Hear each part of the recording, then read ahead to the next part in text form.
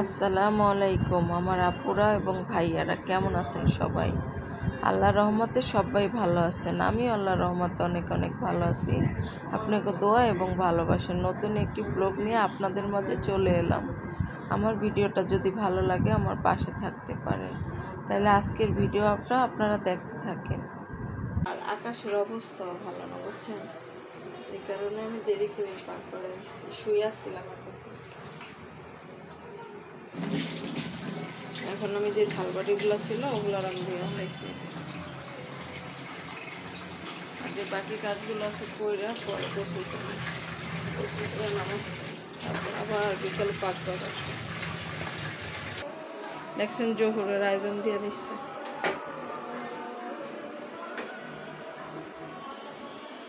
আর এগুলোর মশায় রেখা যায় যাতে আইয়া যাতে রান্না করতে কষ্ট না হয়, বুঝলেন? এই কারণে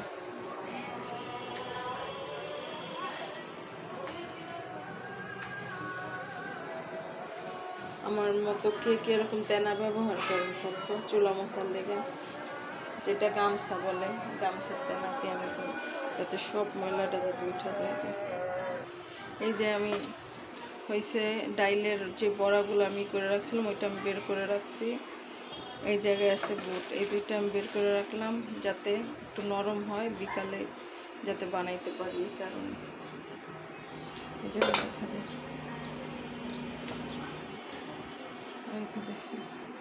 এখন আমি তরকারিগুলো কাইটা নেব, তারপর যা যা রান্না করবো ওইটা কাইটা নেব, বিকালে পাক করে আসবো।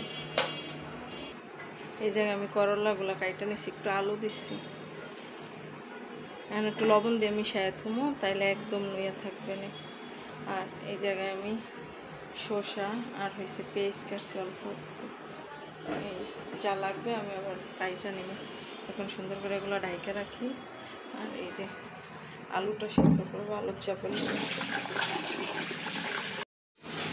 আমি বিকালবেলা পাকঘরে আয়া পড়ছি রান্না করার লেগে।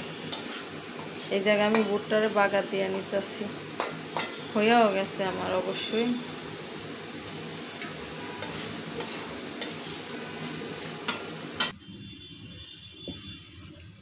এতটুকু বুটে ঠিক আছে আমাদের লেগে, বুঝছেন?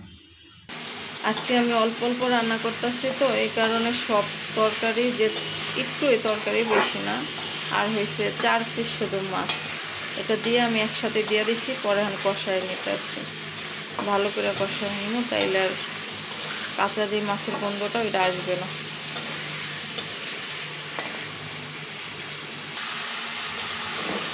এই চুলায় করলা ভাজিটা বসায় দিচ্ছি, আর হয়েছে তরকারিতে এই চুলা নিয়ে এসেছি। এটা এখন সুন্দর করে ঝোল টানাই, আর পরে একটু ধনিয়া পাতা দিয়ে নামায় ফেলাম, আর একটু ডালটা দিয়ে কষ্ট করে ওই যেমন করলাটা বসায় দিচ্ছি।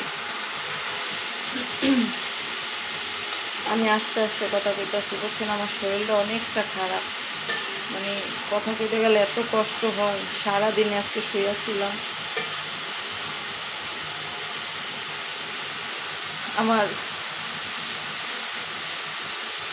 আমার এমন একটা রোগ, যদি বুকটা ব্যথা করে তাইলে আর কোনো কিছুই ভালো লাগে না, প্রচুর বুক ব্যথা করে সকাল থেকে। আমার করলাটা হইতে থাক, আর তরকারিটাও হইতে থাক। আমার মাছ রান্নাটা হয়ে গেছে। এখন আমি সুন্দর আপনাকে একটা সুন্দরই শেয়ার করবো ডিম চপের রেসিপি, আপনাকে মাঝে রেসিপিটা শেয়ার করব। আমার করলা ভাজিটাও হয়ে গেছে একদম, মানে কীরকম একটার সাথে একটা মেশিন এমনভাবে ভাজছি। এই ভাজিটা না আমার অনেক ভালো লাগে, বুঝলেন, খাইতে, মানে আমি খুবই পছন্দ করি ভাজিটা। এখন আমি তরকারিগুলো ধুয়ে আসি। আমি অল্প তেলে বড়াগুলো ভাজিয়ে নেব, তারপর আমি ওই ডিম চপটা বানাবো। আমি অন্যভাবে বানাবো আজকে ডিম চপটা, আস্তে আস্তে বানাইলে যেহেতু খাইতে চায় না আমার মাইয়া, বুঝছেন আপুরা? আমি যে রোজা রই, আমি কিন্তু আমার পছন্দের জিনিস করি না, সত্যি কথা যেটা আমার মাইয়ার পছন্দের করি, কারণ আমার ছোট্ট মাইয়াটা রোজা থাকে। এখন তো তার 9 বছর বয়স, কিন্তু সে রোজা থাকতেছে 7 বছর বয়স থেকে। এই যে এই জায়গায় হয়েছে 3টা ডিম, আর হয়েছে 2টা আলু, আর ধনিয়া পাতা, আর কাঁচামরিচ, আর নিচে আছে পেঁয়াজ। এখন আমি একটু চাউলের গুঁড়া দেবো এর মধ্যে। চাউলের গুঁড়া দেবো, একটা ম্যাজিক মশলা দেবো। এই যে ম্যাজিক মশলা আমি মাখায় নিয়ে আসতেছি 1 মিনিটের মধ্যে। এখন দেবো একটু সরষের তেল। এই জায়গার মধ্যে আমি একটু কর্নফ্লাওয়ার দিছি যাতে আটকায় থাকে জিনিসটা। এখন আমি ভাইজা নিব সরি। এই বড়াগুলো ভাজা হয়ে গেছে। এখন আমি যে বড়াটা বানাবো ওই বড়াটা আমি দিয়ে দেবো আস্তের উপরে। বিসমিল্লাহ।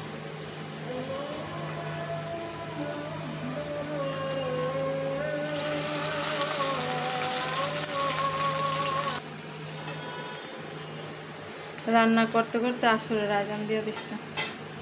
এতবার কইতাছি যে তাড়াতাড়ি সব কিছু করুন, কিন্তু পারতাছি না, বুঝছেন। দেন আজান দিয়ে দিচ্ছে। এই যে বড়াটা ভাজছি, অনেক সুন্দর হয়েছে দেখেন। এটা কিন্তু খাইতে অনেক মজা। আর হয়েছে আমি আলুর চপ বানাইছি, বড়া বানাইছি। এখন আমি বেগুনি চুলায় দিচ্ছি।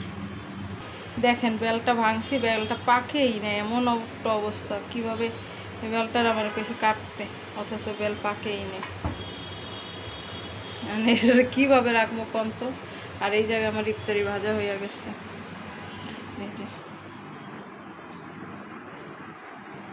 আপনাদের কাছ থেকে আজকে আমি বিদায় নিই। সবাই ভালো থাকবেন, সুস্থ থাকবেন, আমাদের জন্য দোয়া করবেন। আল্লাহ হাফেজ। আসসালামু আলাইকুম।